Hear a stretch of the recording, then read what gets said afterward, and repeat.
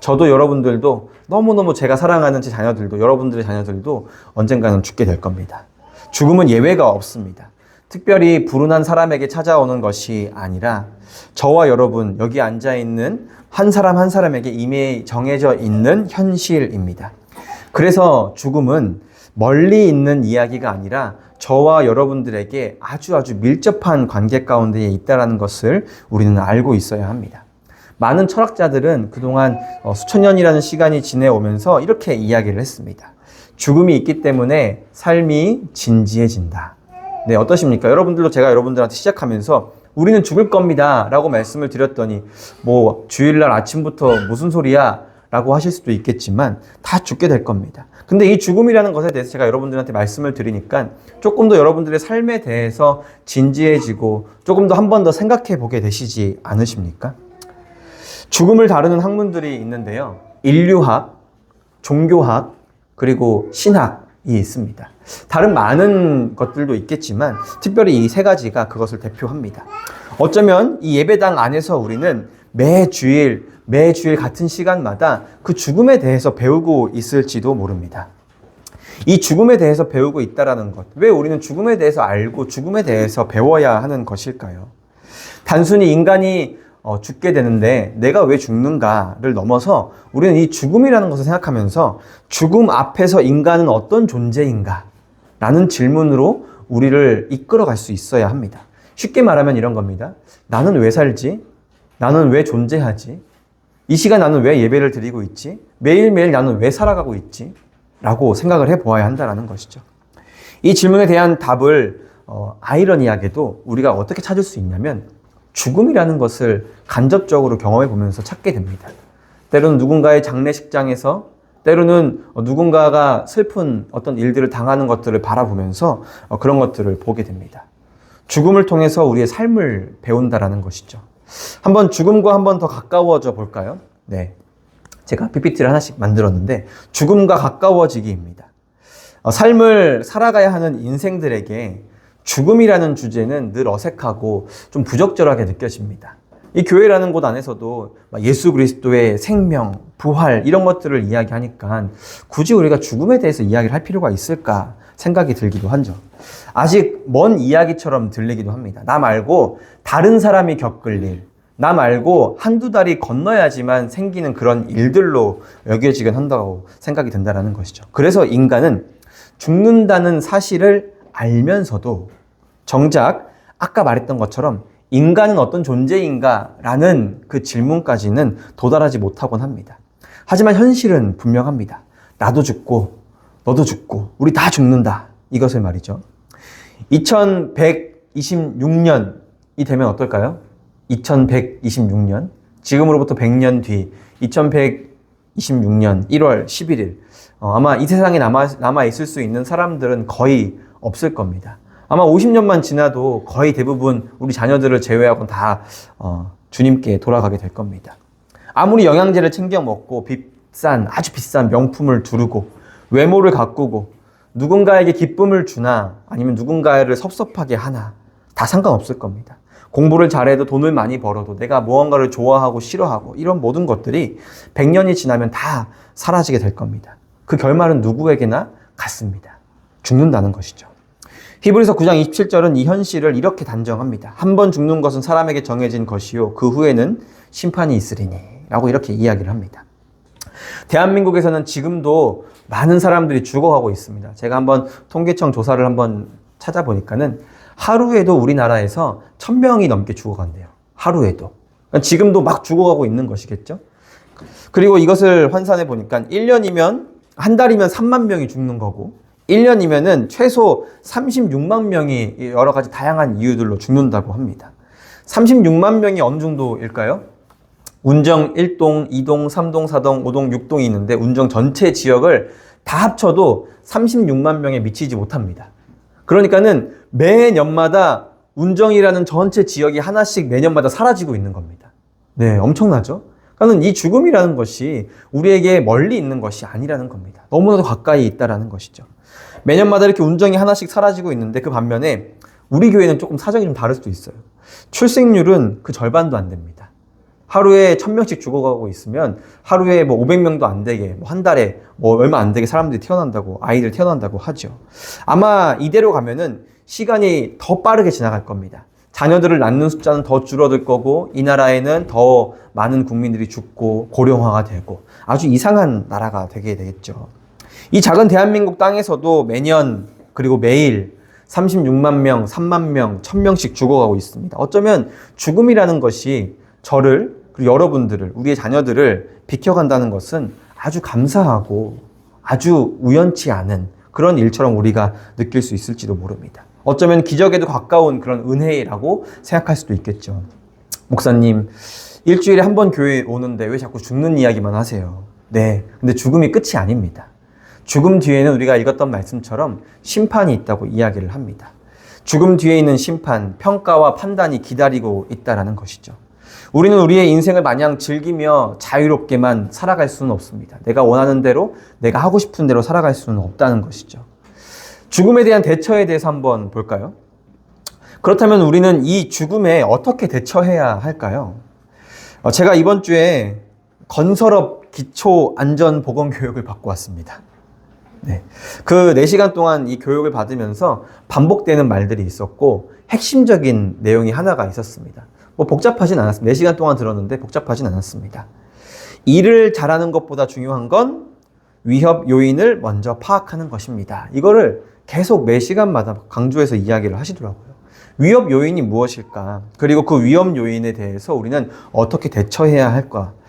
일을 열심히 하다가 다치는 게 아니라 위험을 무시하다가 죽는 경우가 태반이라고 합니다. 현장에서는. 이를 위해서 개인은 안전모, 안전화, 안전대, 그네식 뭐 이런 것들을 착용하고 있어야 합니다. 저도 중학생 때부터 이 노가다를 했었어가지고 얼마나 그 현장들이 위험하고 어려운지 잘 알고 있습니다. 막 그냥 대충 운동화 신고 갔다가 막 못이 발을 뚫고 올라와가지고 막 파산풍에 걸릴 뻔하기도 하고, 포크레인 주변에서 계속 일을 해야 되니까 포크레인 주변에 있다가 한 번은 안전모 안 쓰고 있으면 죽을 뻔했어요. 포크레인이 제 머리를 탁 치고 가가지고 다행히 비껴가서 그런 일들을 경험한 적도 있습니다. 그러니까 우리는 이를 위해서 개인은 이런 개인의 안전 이 장비들을 착용할 수 있어야 합니다. 근데 저는 여기서만 끝나는 줄 알았어요. 나만 문제고 나만 조심하면 되는구나라고 생각하고 있었는데 그것이 아니라 고용주는 난간을 만들고 구멍이 뚫려 있으면 구멍을 막아두고 사고가 나지 않을 수 있는 환경을 조성해 놔야 된다고 하더라고요. 그러니까는 공사장이라는 이 환경 자체가 위험한 것은 어쩔 수가 없는 일입니다. 그쵸? 근데 여기서 우리 개인도 그리고 이 일을 시키는 고용주도 그에 따른 위험 요인을 잘 파악하고 막아놓을 수 있어야 한다고 이렇게 이야기를 하더라고요. 그러니까 이것이 바로 위험을 인식하고 대비하는 삶이라는 것이죠. 우리는 모두 죽음이라는 위험 요소와 항상 함께 살아가고 있습니다. 여러분들도 여러분들의 인생을 살아가실 때에 얼마나 많은 위험 요소들이 있나요? 우리가 정말 생각하다 보면은 어떤 사람들은 나는 무서워서 비행기를 못 하겠어. 나는 무서워서 운전을 하지 못하겠어. 이런 사람들도 얼마나 많이 있나요? 근데 우리가 자동차를 타지 않고 살 수 있나요? 비행기를 타지 않고 살아갈 수 있을까요? 뭐 그렇게 살 수도 있을 겁니다. 근데 굉장히 불편하겠죠. 우리는 모두 죽음이라는 이 위험 요소와 함께 동행하는 인생을 살아가고 있고 살 수밖에 없습니다. 그렇다면 제가 여러분들에게 던지는 질문은 이것입니다. 그 죽음에 대해서 여러분들은 어떤 대처 방안을 가지고 계십니까? 어떤 예방을 하고 계시냐 이 말입니다. 성경도 똑같이 이야기를 합니다. 히브리서 9장 28절에 있는 말씀을 함께 읽어볼까요? 히브리서 9장 28절에 있는 내용입니다. 시작. 28절입니다. 네, 집중을 안 하고 계셨나 봐요. 네, 28절 함께 읽겠습니다. 시작. 이와 같이 그리스도도 많은 사람의 죄를 감당하시려고 한 번에 부이심하셨고 구원의 유리한 길을 열어 주저 상관없이 자기를 바라는 자들에게 번제를 나타내시리라. 아멘. 이것이 죽음에 대해서 유일하고 결정적인 대처라고 성경은 반복적으로 다양한 방법으로 이야기를 하고 있습니다. 우리는 죽음을 막을 수 없습니다. 우리는 매일 그 죽음을 아주 간발의 차로 피해가고 있을 겁니다. 공사장에서 사고를 당하는 것도 아주 우연히 겹쳐야지만 일어날 수 있는 일이라고 하더라고요. 그런데도 매년마다 수만 명이 공사장에서도 죽어가고 있다고 합니다. 내가 걸어가는데 우연치 않게 위에서 철근이 떨어질 수 있는 확률, 그리고 내가 그 철근이 떨어지는데 하필 거기를 지나갈 확률, 그리고 그 확률 중에서도 하필 그 타이밍과 그 장소를 아주 딱 맞춰서 내 머리 위에 떨어질 확률, 로또 맞는 것보다 어려운 확률이 죽는 거라고도 하더라고요. 근데 우리는 이런 매번 이 위험 요소, 죽음이라는 요소 앞에서 걱정하고 어려운 마음을 가지고 살기도 합니다. 때로는 우리 자녀들이 길을 가다가 정말 험한 일을 당하진 않을까, 이런 걱정도 고민도 하곤 합니다. 근데 우리는 위험을 당하고 나서야 미리미리 좀 할 걸 이라고 후회할 수 있을까요? 여러분들이 가지고 계시는, 제가 가지고 있는 어려움들을 아주 사소한 것들부터 생각해 본다면은 이런 생각이 통할 겁니다. 오늘 카페에 갔는데 커피 말고 탄산 좀 마실 걸. 아니면 오늘 밥 말고 면이 땡겼었는데 괜히 건강 생각한다고 밥을 먹었네. 라면 먹을 걸. 하면서 이런 사소한 문제들에는 우리가 후회할 수가 있습니다. 후회할 시간도, 후회할 사람도 있습니다. 그런데 이것이 저와 여러분들의 목숨과 관련된 일이라면 여러분들 후회로 끝날 수 있을까요? 이미 다 끝난 일인데 말이죠. 죽음 이후의 인생은 바꿀 수 있다고 성경은 또 이야기를 합니다. 그 방법은 죽음을 피하려고 노력하는 데에서 있는 것이 아니라 죽음을 이기시고 죽음이라는 것을 통과하신 예수님을 믿는 것이라고 오늘 성경에서 이야기를 하고 있습니다. 사랑하는 여러분, 예수 그리스도를 바라보시기 바랍니다. 우리가 아무리 노력하고 아무리 예방하고 대처하고 준비해도 우리는 그 모든 것들을 다 비껴갈 수는 없습니다. 이 세상에 있는 모든 사람들이 죽는 것은 자연의 섭리이기 때문입니다. 우리는 그냥 태어난 김에 사는 것이 아닙니다. 세상 사람들도 죽음을 예방하기 위해서 애쓰지 않습니까? 근데 우리는 어떤 사람들이냐? 우리는 이것을 알고 있어야 합니다. 우리는 영원한 죽음 앞에서 대비할 수 있는, 그것을 예방할 수 있는 사람들이라는 것이죠. 이 예배 가운데에도 여러분들과 제가 동일합니다. 내가 죽으면 앞으로 어떻게 될 것인가에 대한 그런 생각들을 하는 것 말이죠. 그래서 오늘도 우리는 죽음을 묵상하지만 두려워하지 않을 수 있는 이유가 있습니다. 왜냐하면 예수님께서 우리와 함께 하시기 때문입니다. 주님께서 여러분들의 삶 가운데 함께 하시기 때문에 주님께서 여러분들 자녀들과 함께 하시겠다라는 그런 확신이 우리 마음 가운데에 있기 때문에 우리는 불안해하지 않고 살아갈 수가 있는 겁니다. 때로는 두렵고 불안해도 주님을 의지해서 그것들을 이겨낼 수 있는 인생을 살아갈 수 있는 것입니다. 마지막으로 제가 한 가지만 함께 고민했으면 좋겠는데요. 여러분들은 죽음을 대비하고 계십니까? 가만히 생각해보면 세상 사람들도 신앙인들도 모두 죽음에 대해서 대비합니다. 대표적인 게 뭐가 있을까요? 여러분들 죽음을 대비하는 것? 보험 드는 겁니다. 보험. 네, 보험. 상조에 가입하는 것. 이런 것들을 우리가 한다라는 것이죠. 죽음을 준비하고 대비하기 위해서 말이죠. 사고 날까봐, 병에 걸릴까봐 보험금을 꼬박꼬박 냅니다. 혹시라도 내 인생 한순간 무너지면 어떡하지? 가장인 경우에는 내가 사라지면 우리 자녀들 뭐 먹고 살지? 하면서 보험금을 열심히 붓지 않습니까? 매달마다 꼬박꼬박 냅니다. 내지 말라 그래도 낼 수밖에 없죠. 좋은 상품이 있나 없나 더 찾아가지고 그 상품을 내기 위해서 더 열심히 노력을 합니다. 우리는 사람들에게도 보험을 듭니다. 인맥, 관계, 또 줄을 만들어 놔서 내가 내 인생 잘 될 수 있도록, 내 이후에 있는 인생들이 잘 될 수 있도록 노력을 한다라는 것이죠. 은행에서도 다양한 많은 일들을 하죠. 스펙도 쌓습니다. 적금도 예금도 대출 한도도 알아보고 주식시장도 알아보고 보험을 듭니다. 포트폴리오를 나누고 분산 투자를 해서 어떻게 하면 내가 노후에 일하지 않아도 잘 먹고 살 수 있을까? 죽고 나서도 우리 가족들 어떻게 하면 좋을까? 열심히 준비한다라는 것이죠. 왜 그렇게 하는 것이죠? 인생이라는 것이 언제 한순간 무너지고 망할지 모르기 때문입니다. 아니, 솔직하게 이야기하면 우리 인생이 망하는 건 당연하기 때문입니다. 당연하기 때문에. 그래서 저는 저런 갓난 아이부터 지금 아주 나이가 많은 어른들에 이르기까지 모두가 다 이 죽음에 대한 고찰을 할 수 있어야 된다고 생각을 합니다. 그래서 고대 시대에는 철학자들이 가지고 있었던 그 생각들, 아까 제가 말씀드리지 않았습니까? 왜 고대에서 철학자들이 인생을 논하는 것이 아니라 인생을 논하기 위해서 왜 죽음이라는 것을 먼저 다뤘는가를 한번 보아야 한다는 것이죠. 우리가 가지고 있는 인생은 한 번밖에 없습니다. 동전을 넣으면 다시 게임할 수 있는 것처럼 매번 또 하고 또 하고 또 하는 게 아니라 한 번 하면 끝나는 것이 우리의 인생이기 때문입니다. 대비한다라는 것이죠. 근데 우리는 이상하지 않습니까? 이런 망할 수도 망하지 않을 수도 있는 우리의 인생과 우리의 상황들을 위해서는 다양한 많은 것들을 준비하고 예비하고 예방합니다. 근데 모든 인간들에게 정해진 누구도 피할 수 없는 죽음이라는 문제 앞에서는 왜 예방하려고 하지 않을까요? 저도 그렇고 여러분들도 그렇고 인생을 돌아보면서 죽음이라는 거는 그냥 죽을 때 다가온 사람들만 생각하는 것이지 라고만 치부할 게 아니라는 겁니다. 제가 당장 교회 예배 끝나고 나가서 차에 치여 죽을지 누가 알겠습니까? 그런 일들이 아주 많다고 통계에서도 이야기를 하고 있는데 말이죠. 막상 모두 맞이하는 이 죽음은 대비하지 않고 있는 것. 그게 어쩌면 우리의 현실이지 않을까요? 반드시 죽을 인생에 대해서는 아무런 준비 없이 살아갑니다. 히브리서 9장 27절에서 말했던 것처럼 한 번 죽는 것은 사람에게 정해진 것이라고 이야기를 했습니다. 확률도 아니고 가능성도 아니라 이미 정해진 일이라고 성경이 굳이 구태여 반복해서 이야기하지 않아도 우리 너무 잘 알고 있습니다. 그동안 내 앞서 갔던 나의 선배들, 가족들을 우리가 다 보내봤기 때문이죠. 근데 우리는 이 죽음 앞에서는 아무 일도 없는 사람처럼 살아가는 것이 저와 여러분들의 삶의 태도입니다. 이 예배가 여러분들에게 있어서 마지막 예배가 될 수도 있는데 말이죠.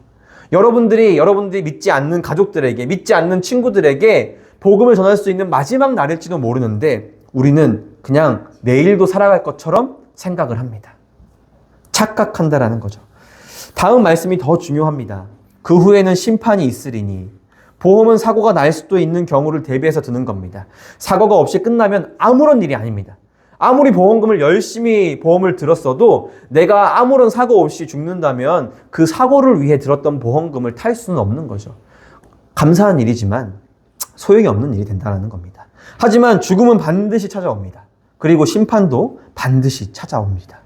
그렇다면 질문은 이것입니다. 왜 우리는 일어날 수도 일어나지 않을 수도 있는 확률적인 위험에는 민감하면서 확정된 심판 앞에서는 왜 이렇게 무감각한 것일까? 마지막으로 우리가 죽음과 예수님에 대해서 한번 보도록 하겠습니다. 사랑하는 여러분, 성경은 우리에게 죽음을 피하라고 말하지 않습니다. 대신 죽음을 대비하라 라고 이야기를 합니다. 죽음을 피할 수 있는 사람은 아무도 없습니다.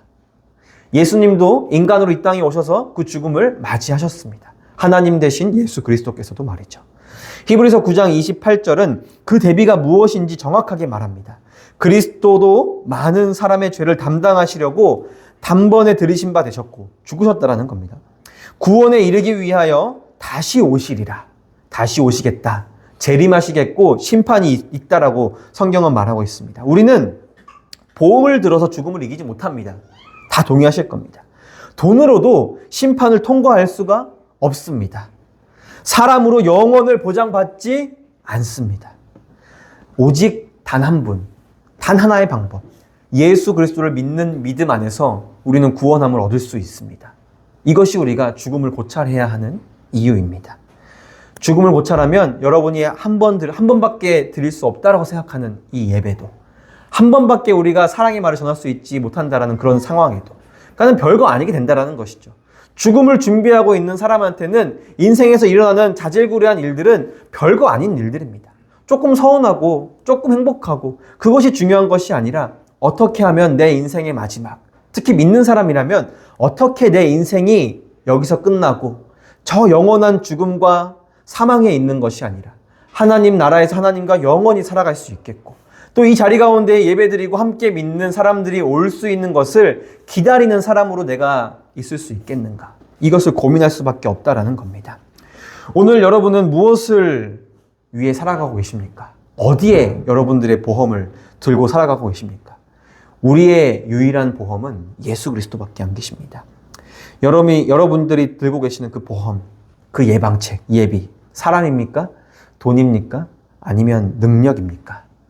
아니면 그것도 아니라면 그저 게으르고 나태하고 알면서도 방치하고 살아가는 그런 어리석은 사람은 아닙니까? 분명한 복음과 진리를 매주마다 듣는데도 불구하고 영적인 안전 불감증에 걸려서 살아가고 있는 사람들은 아니십니까? 오직 예수님만이 우리의 유일한 보험입니다. 죽음을 피할 수 없는 인생에게 가장 어리석은 삶은 죽음을 생각하지 않는 겁니다.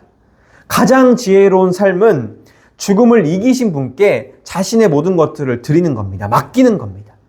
우리의 인생이 죽음에 생각하며 여러분의 보험 상품을 하나 더 늘리는 그런 시간들이 아니라 이 예배 시간이 끝나고 나서 죽음에 대해서 고찰하면서 그래 나 죽을 수도 있으니까 이거 준비해야지 저거 준비해야지가 아니라 오늘 이 예배를 통해서 여러분들의 삶에 내 인생의 유일한 보험이 예수님이셨구나 하면서 다시 한번 주님을 붙들 수 있는 그런 한 사람 한 사람 되시기를 축복합니다. 그리스도의 마음을 품으십시오. 오직 예수님께 유일한 희망이 있습니다. 함께 기도하겠습니다. 사랑하는 주님 감사합니다. 우리에게 주신 이 귀한 시간들을 통하여서 죽음에 대한 고찰을 한 번 더 해보았습니다. 한 번 죽는 것은 사람에게 정해진 것인데 우리를 그 죽음 가운데에서 구원해 주신 예수 그리스도를 믿고 의지할 수 있게 인도해 주시니 감사합니다. 하나님, 우리 품는교회 성도들 한 사람 한 사람의 마음 가운데에 또한 그 인생 가운데에 오직 예수님만을 붙들고 살아갈 수 있게 인도하여 주시옵소서. 자녀들을 바라보며 또 우리의 인생을 대비하며 내가 원하는 대로 필요한 것이 있는 것대로 또한 사람들이 흘러가는 그 흐름대로 살아가는 것이 아니라 오직 예수님만 우리 마음 가운데 둘 수 있는 가장 지혜로운 자가 될 수 있게 인도하여 주시옵소서. 사랑합니다. 이 모든 말씀 예수님의 이름으로 기도드립니다. 아멘.